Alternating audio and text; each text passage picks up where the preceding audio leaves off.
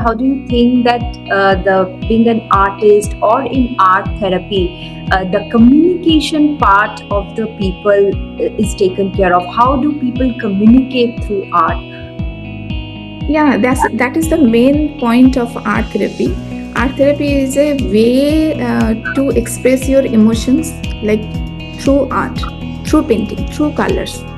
And it's very easy and creative way to express your emotions, right? Once we get started and we are get into the habit of actually that reflection, then I'm more in touch with my feeling.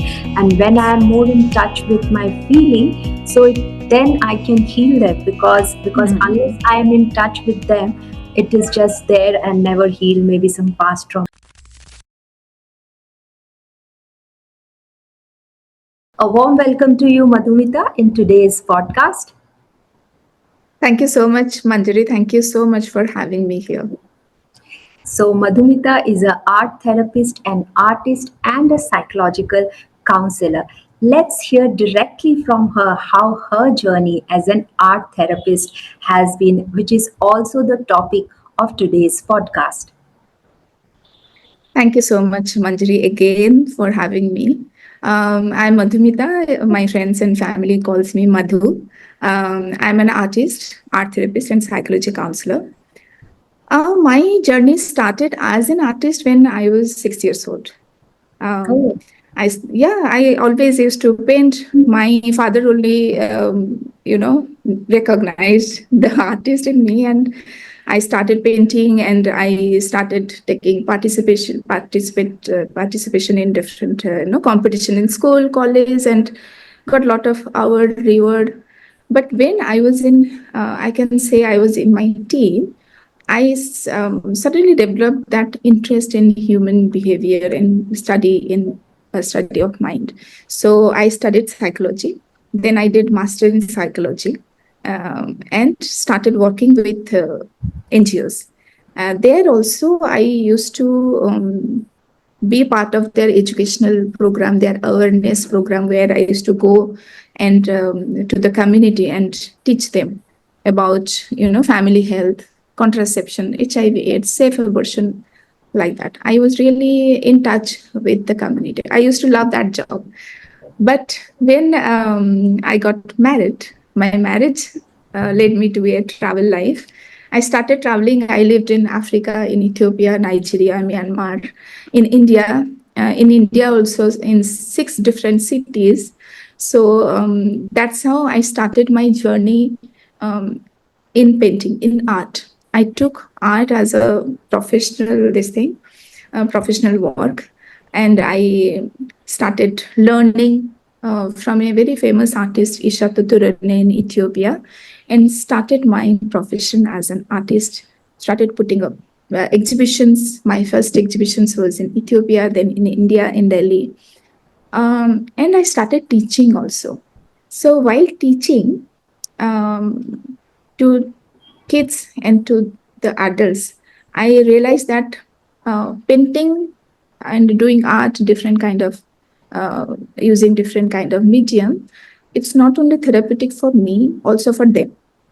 So the testimonials were not only on the skill training, but also providing safe space, uh, you know, good listening, empathetic, and giving that freedom to paint anything and everything. Believe me, clients or students, that time they were students because I used to do lessons. I used to teach them skill training. So they used to come to me and I'm like, I can't even draw a straight line, but I want to learn art from you. And they started coming like for once in a week. It they increased the number of sessions in the week, maybe 5 sessions, 6 sessions, 7 sessions. Sometimes they used to come twice a day. So, and from this, they could produce a beautiful painting, beautiful art, realistic art. So, I got that point that yes, painting is therapeutic for me, but for others also. And I started blending my skill of painting, of art, with the knowledge of psychology.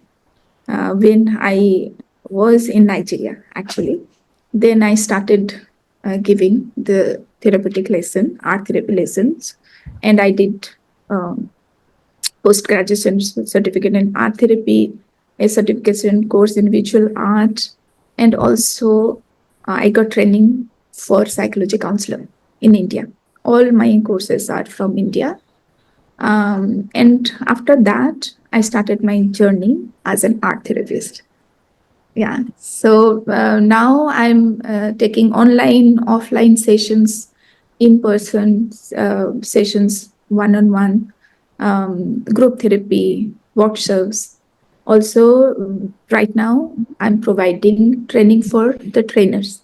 Like providing training on art therapy to other counselors in Myanmar, so that they can use this modality in their counseling sessions. Also, I'm supervising. This is a new venture for me. I'm supervising my. So I read it somewhere, Madhu, that if kids, even before they learn writing and talking, actually they can draw on the canvas, and it's a very nice way of communication, the art Yes. part. So Yes. how do you feel, or how do you think that the being an artist or in art therapy, the communication part of the people is taken care of? How do people communicate through art? Yeah, that is the main point of art therapy. Art therapy is a way to express your emotions, like through art, through painting, through colors. And it's very easy and creative way to express your emotions, right? Um, Even if you can't express, sometimes clients come with lot of trauma, lot of emotion, pent up emotions, but they can't just express, they can't speak about it, right? But when they express, when they paint something, their emotions on the paper, it's their language, it's their emotion, then they self reflect on it. So in art therapy, even if it's adult, not only for kids, for adults, for seniors also, it's a very creative way to express your emotions. It's a safe way to express your emotion because you don't have to speak anything. It's a very creative, I can say, non-verbal communication. Yeah. And in art therapy, what we suggest, we guide them, actually. We don't suggest, we guide them to whatever you feel. Whatever you feel. You feel this color, you just express. You just put that. You want to draw one circle and tell me that this is me, it's absolutely fine.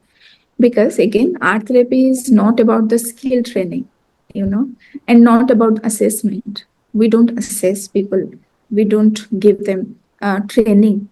So they can just express it. They come and express, they can use any kind of medium and everything together, also mixed media they can use, and they express. And after putting and seeing their emotion on the paper, they suddenly become very vulnerable, and they start, explaining, okay, I felt like that, I use this color because I felt like this, I use this symbol because I felt like I'm in a circle, I'm just going around and around, anything, I'm just giving you example. So it's a very safe way to express. Again, we are here not to judge, not to assess, um, because when they draw something, paint something, I'm not here to assess them. I'm not here to tell them, because you painted in this color, because your house is closed, you're feeling like this. No, I don't know. Honestly, I don't know. It's very subjective. Maybe someone is using black, but they're happy with this black color. Maybe I'm using yellow, but today I'm not feeling good about yellow. That's why I'm painting with yellow. So it's very subjective. So I have to listen to them. This provides a very safe and non-judgmental space to communicate and build that, relationship, therapeutic relationship with the clients. And since you have been an artist as well as a psychologist, so what is the unique thing about art therapy, which is better, or I would say which is unique compared to other healing modalities or other psychological tools? What is most unique about art therapy? The first thing is, um, uh, while we are talking about any talk therapy or any kind of other modality, clients in that those kind of situation, clients comes and we expect them to speak, to tell us how do they feel. Here, you don't have to speak. First thing, you can just come, be here, and paint with me. That's the first thing. The unique thing is that. So, and another thing, when I let me ask you, close your eyes and remember your something, some events from your childhood. So, first thing, always a image comes, right? It's not about the emotion. First thing, I can see my house or the street from my childhood home, or a lot of people, or the my mom's sari. Maybe I always see those images. After that, followed by emotions. If I was happy, if I was sad, so it's it's in this. I feel this is very unique way to express, to know your own emotion, stay connected, acknowledge, and uh, be in touch with it when you uh, paint that image on the paper. Another thing, you can observe your emotion. While talk therapy, it's very it's not difficult, but it takes time, right? To guide them, to talk with them. It takes more sessions to teach them, or uh, yeah, kind of we teach them how to observe, how to detach their emotion, keep and see, observe like a uh, uh, third person's eye, or like a CCTV camera or kind of thing. But in these sessions, what we do, what you're doing, you're actually portraying, detaching your emotion and putting on the paper, on the canvas, showing that, and you're seeing your emotion. So in this way, I feel it's very unique to get in touch with your emotion, acknowledge, know, and also with all these things, it provides you a very calming effect. Your symptoms are reducing slowly. You're enhancing your mindfulness skill. If you're in a group system, you're creating your own support group, support system kind of thing. Yeah. So yeah, as I understand that the drawing peps up the mood, and it also helps us to be in touch with our emotions, because many times we don't want to go there. If the emotions are not Yes. happy, then we don't really want to go there, and unless we get in touch with the emotion, it's very difficult to heal those emotions. To heal those emotions, I have to be in touch with that emotions, to see, to acknowledge. And then so art therapy helps, because in talk there's something bad happened with me, I don't want to go there or talk there, because I Yeah. just would like to, I feel I should forget, and I feel I am forgotten, but actually the wound will be there. Yeah, so Yes. it's You can maybe. go, but it takes time. Here, you feel little, safe to acknowledge that. Yeah. Quickly, you can paint it. And how does art therapy works with people with trauma or depression, those kind of mental issues? How does the art therapy works with?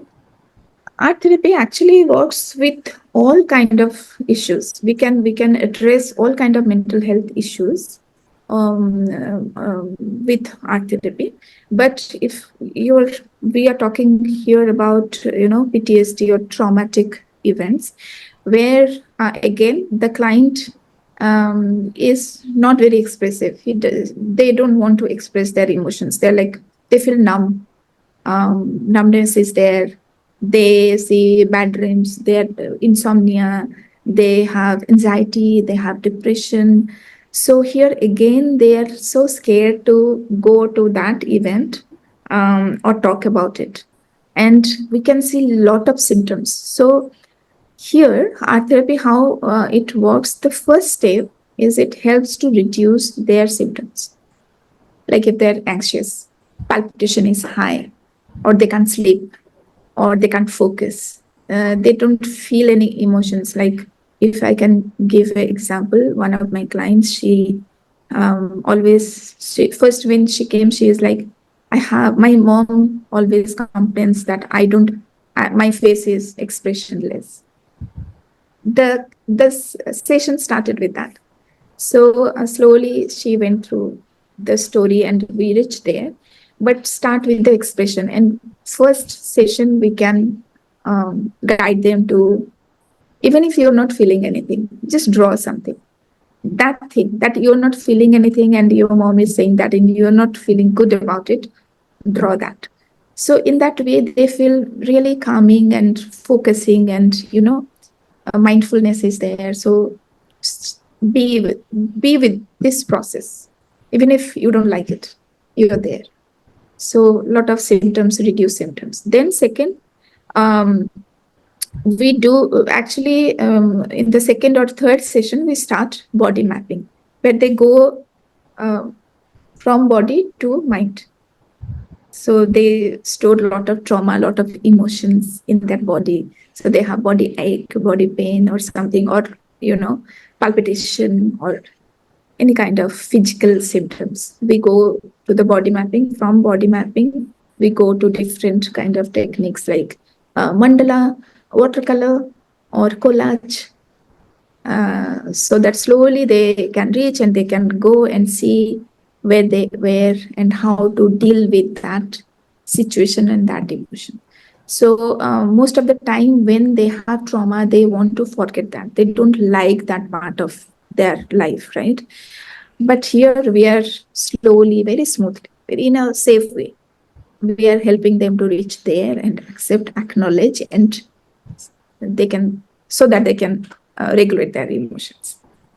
This is about trauma. And in depression and anxiety, what we do, we mostly, again, we go through, first thing, we try to reduce their symptoms. Then we go to mandala, journaling, because in depression and anxiety, we need a routine, we need a discipline, right? We need mindfulness. So journaling, art journaling, mindfulness technique like Zentangles, watercolor, mandala, these techniques that helps, really helps them. Another thing, while painting, because the whole session is like that you'll paint something, you'll go through those emotions, you'll paint and you'll self-reflect. So every time you're reflecting, you're getting better, and you're acknowledging that. Actually, you're telling yourself, okay, I'm doing better, I'm doing better. So in this way, they're developing their self-esteem, acceptance, self-acceptance, confidence, and they know that I can start a project and finish it. Because in depression and anxiety, that is the main thing, that they can't do anything. They feel really bad about, low about that. I can't start a work, or I can start a thought even, and I can finish. I'm feeling so low about it. Yeah. So in this way, this whole painting and art therapy works with this, like this. Okay. And if somebody wants to start on his or her own, so how can we get started at home? So you mentioned about watercolors, you mentioned about mandala, and you also mentioned about collages. So is this the way to start water painting, mandala, drawing mandalas and collages? Yes, yes. You can do anything and everything. We in the art therapy technique, we have watercolor, we have zintangle, we have mixed media. You can do collage, you can do clay art. You can do sculpture, you can do play-doh. If you're doing with kids, we can use play-doh. But for yourself, how can you do? Just first thing, gather all the materials. Like you don't have to buy everything, but basic like paper, pencil, sketch pens, like black marker, watercolor, and some old magazines for collage, right? You can keep gather your materials and find one corner. one table where it can be like calm, no one is there. You can request your family member not to come for this 30 minutes or 40 minutes. I'm here. Put on smooth, soothing music, like calming music, or your favorite music. You don't have to do calming or that always. You can do fast, but it should be you should be happy about that music. Then I always put aroma candle, so that I can feel good about it. So try to keep favorite things around you and sit there for 30 minutes and do a meditation. Like before this, I want to tell you how my art therapy sessions, I conduct my art therapy sessions. I conduct in three parts. First is warm up, like case receiving and warm up through a little bit of introduction of media, painting, how you can relate your colors with your emotions, like that. Then a breathing exercise. This breathing exercise actually to help you to come back here, bring all your consciousness here and now, to make that transition from your mundane work to here, little bit smoother. Then the artwork, and then self reflection. In artwork, I always do with my client. They don't have to follow me, but it's kind of giving little bit safe and little bit, if they're first timer, then they're nervous about what can we do. I just paint with them. They can follow, they cannot follow. It's their choice. After that, self reflection. So while you're doing for yourself also, you can follow these methods. Like you sit, you found your corner, right? You organize everything, you sit there, just meditate for 2 minutes. Just bring all your consciousness here and now. Relax. You can do body scanning.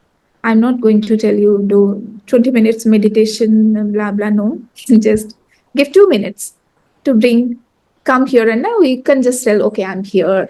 My body is relaxed. My from my toes to my head, I'm relaxed, and part by part you can do it, and just stay with your emotion. Stay connected with your emotions. How you're feeling today. Maybe you're feeling little agitated, is it angry, jealous. Okay, don't reject those emotions. Like I can't feel jealous. I can feel I'm an human, right? I can feel anything. Accept it. Accept it, feel it, and try to think of colors. Can you think of any colors or anything you want to draw? Open your eyes and start painting it, right? Painting, if you feel really bad, you just paint, paint, paint, finish it. Are you feeling good about it? If not, if it is too, you feel that it's all negative emotions, I painted already, write down. So you in your sketchbook, one part painting, one part writing, write it down, couple of sentences. Then go to the next page and feel what do you want to change, how you want to change, how you want to look at those emotions. Um, what are the happy emotions for you, or what kind of colors you want to use. So you start painting that and write it down. If you don't want to go this length, just be there, be with your emotions and start painting. You can do mandala. Mandala is a very effective, impactful self, therapeutic process. When you're doing mandala, don't even try to finish whole 8, 9, 10 circles. You can do half, you can do tomorrow, but always set a goal. That tomorrow at this time, I'll be there for 20 minutes, or else you can never finish. And then again, you feel little, uh, setback for this. So, and with the collage also, you just cut whatever you feel, whatever the pictures you resonate with. You can cut it and put it, and what you think about it, you can write it. And you can mix all these things also. You can put collage on the side, you can do half mandala, you can put colors, and try it. Try it, and you can post it also. You feel good about it. Okay, very nicely explained. So, but you also mentioned about like self reflection. After I have drawn, how do I do self reflection? Yes. For self reflection, you can start with how did I feel in this process? Just start with very simple question. How did I feel? Did I feel good? Did I feel bad? Why did I use this color? Why did I use this? Was it related to the mood I have today? And why I felt like this? Something happened today, or is there a reason behind this, and why this reason? So all this reflection you can do. uh, you can go beyond this, or you can just talk with why did I paint this color, and how, or just how do I feel about my painting. You can start with this, and believe me, when you start doing this week after week, after 4 5 weeks, you will feel that you're more articulate about your emotions, your feelings, yeah. Okay, so as I understand that once we get started and are Mm. get into the habit of actually that reflection, then I'm more in touch with my feeling. And when I'm more in touch with my feeling, so then I can heal them, because unless Mm. I am in touch with them, it is just there and never heal. Maybe some past trauma, or so it's just there. Yes, yes, indeed. And another thing, when you're painting, with your friends, with your therapist, or all alone, just enjoy the process. Just just be with the process. Don't think about the end result, because we are so much used to the end result. We set a goal, we want a result. Result has to be good, has to be perfect, right? So we're so much, and we feel that okay, nobody will validate this kind of a process. Like yesterday, um, one of my clients, she told me that she is a very good singer, but singing is not therapeutic for her. Music is not, because she has to achieve something. She has a goal. So pressure is there. Yeah, and it's her profession. She has to earn money also. So it's not very, I can't just, you're saying enjoy the process, I can't enjoy the process through music. But yeah, painting with you gives me that space, that no one is there to judge. For 40 minutes I'm just painting with you, and I'm enjoying the process, and I don't have to think about the end result, because I don't have to put it in an exhibition, or there is no teacher, or my mom won't come to my room and say, oh, why did you do this, you could do better, you could have done better. No one is there to tell me that. So while you're doing a therapeutic art, enjoying that, just enjoy the process, even if the end result is, you feel it's not bad. I mean, it's not good, it won't be that good. Just don't think about it, just keep doing that. And so, Madhumita, in your experience, decades of experience in art therapy, so any particular experience which with a client or with a student which really stands out and you would like to share today with us? Yeah, it's difficult, because every client is so special, and every end of the session I feel so fulfilled. Uh, there's a sense of achievement and happiness. But one or couple of striking cases I want to share with you. One is, I had a client who was 78 years old, and when she came, and it was online, it was very difficult, because I can understand my father or my mom, they will use this technology and do a painting and understand all the instructions. It's quite challenging. But she started with little bit difficulties. Now she is doing on her own. She's sending me every week one mandala, complete mandala. Uh, and she came with, like, she can't express, she had a lot of pain in her body. She can't go for a walk, and her family was like, she's not talking to us, what is happening, she's not sitting with us for dinner, she is isolating herself. But now she is very communicative. She's sitting with everyone, she's showing everyone her painting, she's also putting and posting her painting social media, and Okay. sharing her this thing. So it's a immense this thing for me, kind of achievement, kind of feeling good, that not only all her symptoms she is reducing slowly, but she is gaining her confidence, communication skill, socializing skill, and stay in touch with her loved one, you know. So that one. And another, I'll talk about PTSD client. She came with lot of vision, bad dreams, insomnia, and she could never talk about it. She could never talk about it. Maybe she forgot or something, I don't know.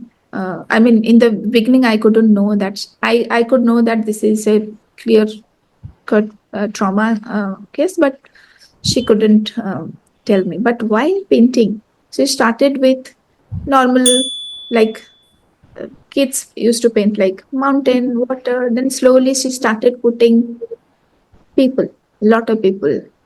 One girl in red, and she told me, okay, this girl wants to hide herself, but she can't because people can see her. People will find her. People will touch her. So again, this is a childhood, abuse case. But when she got to this point, when she told me, okay, I think I remember, but I was not acknowledging that this is a trauma for me, and even if I was a child, I never liked it. And slowly she started painting, and the last session she painted herself as a blue, and no one was there, only her family, parents, and lot of butterflies. So in a way, she started healing herself, and you know reducing, again, reducing symptoms, and acknowledging her state of mind, her own emotions, and dealing with them. So yeah, as we all know that enough research has been done that more than 90% of the diseases are psychosomatic. So when we Yes. heal the emotions which are largely stored in the body, mind processes it, but the body stores it. And when we get in touch with those emotions and heal those emotions, then we can and we will heal a lot of health issues and all, uh, in us and in others as well. So Yeah. so yeah, I can understand what you are saying and all those things. So Madhumita, what role does art therapy play in autistic children? Because I've heard that art therapy is being used a lot with autistic children. Yes. In autistic children, we can see struggle in expressing, anything and everything. They struggle with that. Then focus. Um, Art provides a very nice space to express their emotions. Then sensory motor skill. We try them to get in touch with all kind of senses, like five senses. Then fine motor skill. While doing, we slowly we develop a finer fine artwork, slowly, but not like from the very beginning, but slowly. So by doing this, they develop all these kind of skills with them, and also social skill, because they really sometimes struggle with getting along with their peer group or family. So it helps them to create a community, art community. Okay, because they have something in common like an art, Yeah, and then yeah, they bond over art. So it's a very good ground for bonding as well. When a person yes, finds that the person is not able to communicate or bond with people in at workplace or at yes. playground or in Mm. at home, but when they do a hobby together like a paint, especially in art, then it's a big bonding, because also we are healing together when we do a therapeutic thing together. So it's a bigger bond when we are healing together, when we are getting in touch with our emotions, then it's a greater bond for us. And also, yes, as you rightly mentioned, there's no competition, because in playground there will be little bit of competition, that I will come first, that was, but in art you cannot measure that, whose art is actually better than or worse. So it's just better camaraderie and better, a better way to Yes. connect with each other. Yeah. uh, so, one thing, Madhumita, like when I was a kid, uh, because we all, as kids, we always used to have art session, art class in. Yes. So many kids used to find it very difficult to, because the teacher will say draw something which you like, huh, as you mentioned. But some kids will be that they can't draw. They will be just asking around what should I, and then they will be seeing each other's. Oh, you are drawing apple. Okay, then let me draw. And then the kids, no, no, you can't draw what I'm. So why is it happening that some kids are so out of ideas that they don't even know what to draw actually? Yeah, because sometimes we need little prompts, little guidance, what to do, how to do. Like when I paint with my kids group, they don't follow me. They don't actually copy my painting, but they start. Even if they say, "Okay, I don't know, I don't have any idea, any images in my mind," but when I start, they start. So maybe they need little prompts about something. Also, um, we always tell some kids that you're good in painting, you're good in singing, you're good in dancing. So others, they feel okay. Maybe I'm good in singing, but not good in art. So they never exercise that part of creativity, right? And it's never like therapeutic. Like I remember when I was a kid, always it's always like paint something meaningful, paint something which will I have to have grade, good grades on art, so I have to draw something nicely, perfectly, with perspective, with a proportion right. So that gives a lot of restrictions on your imagination, on your creativity. So I think that's the main reason. When you give prompt, when you give them okay anything, you paint, you then also there should be restriction on the medium, selection of mediums. You give them all the mediums, you expose them all kind of mediums, and let them choose and let them paint and draw. They will create absolutely stunning artworks. So, Madhumita, any particular thing you would like to share with the audience as a concluding remark for them? On we already spoke about at length about how to get started, but any concluding remarks for the audience about this art therapy? Yeah, I would like to tell everyone that um, uh, please try art therapy, because art therapy is not about painting a good painting, perfect painting, or something. Because first criteria for attending art therapy session is you don't have to be an artist for it. Believe me, because there is no skill training, no assessment, nothing. You just come and join us and start painting with us, or you can start painting at your home. When you're painting, stay in touch with your emotions. Don't scare of your emotions, and use your colors, use your techniques, whatever you want. Learning techniques is not a bad idea. If you want to learn some watercolor technique, oil paint technique, sketching, it's okay.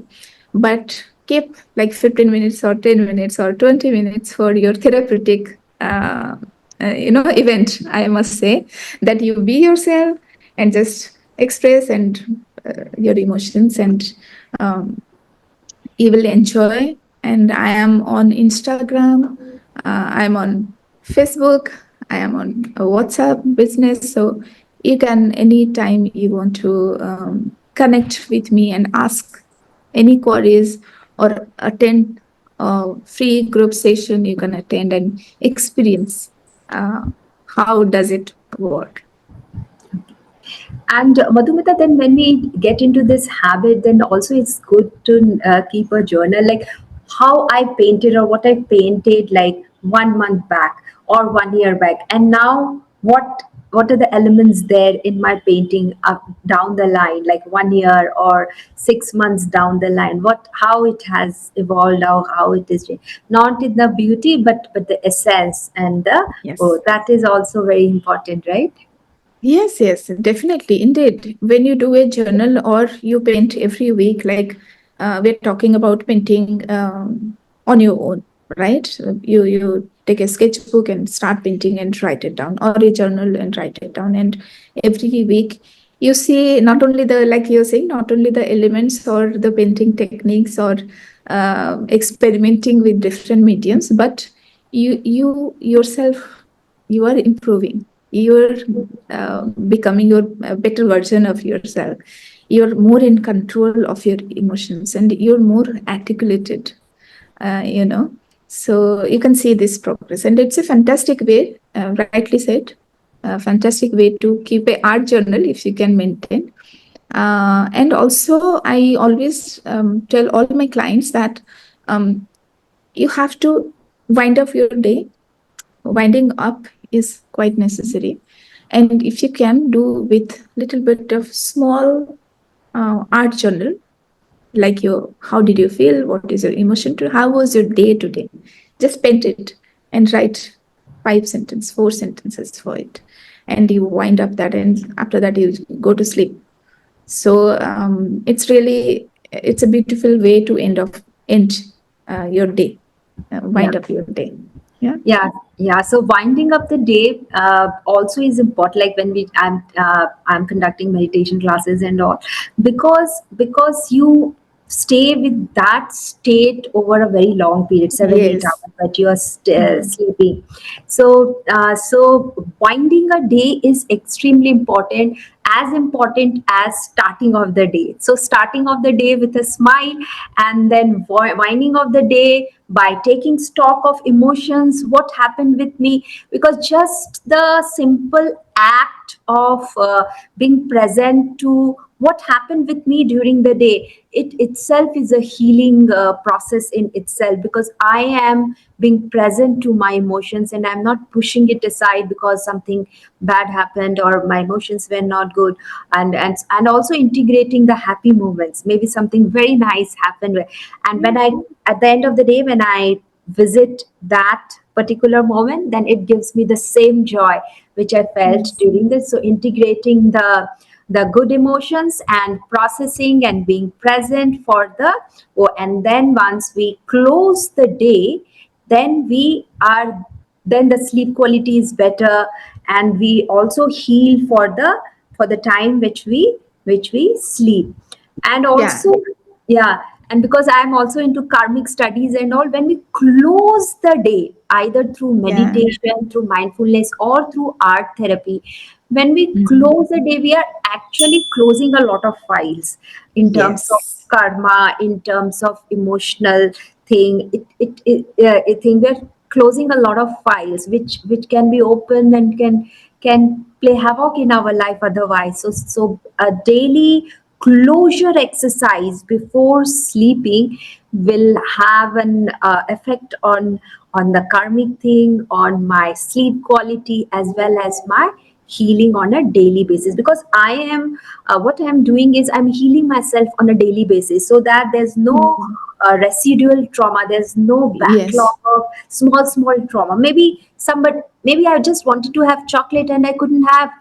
That itself is a small kind of a trauma, that I am not getting what I want, and that is a setback for me. But when I'm present to that emotion and I process it, then it doesn't accumulate over time, Mm. and Mm. it will not lead me to a self belief that whatever I want I don't get, a simple chocolate I couldn't get. Yeah.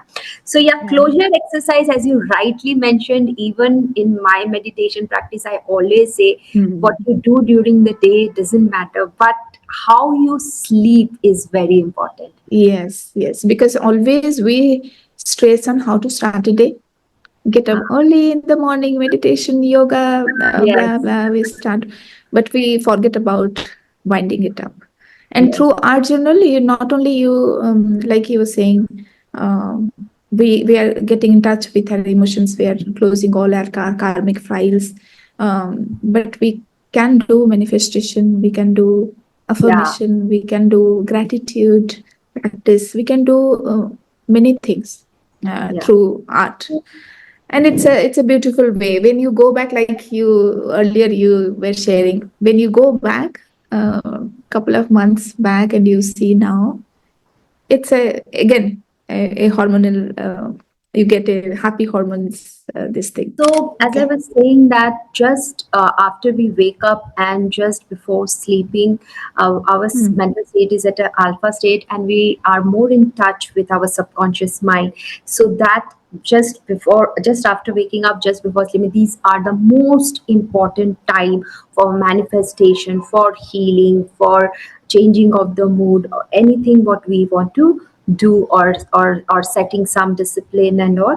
So it's a very very important thing, as you also mentioned, for manifestation and visualize, not only healing and closure of the files, but also letting in new thing to our in our space. Yeah. Yeah, yeah, indeed, indeed.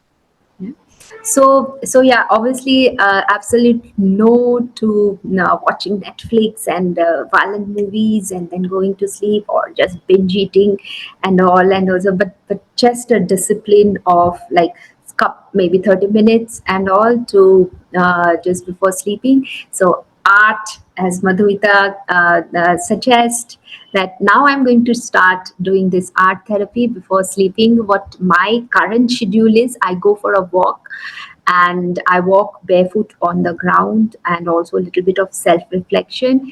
But maybe I'll try this art therapy for a couple of Yeah, next months as a closure exercise before sleeping. that's fantastic. You go self reflect, come back and paint Uh, and go to sleep. Fantastic. yeah. Sounds great. Many thanks, Madhumita, for joining us today, taking out time from your busy schedule and sharing with us these golden tips about art therapy. Thank you so much, Manjari. Thank you so much again for having me. And I loved the conversation and loved sharing my experience, my skill, my knowledge with you all. Thank you so much. Thank you.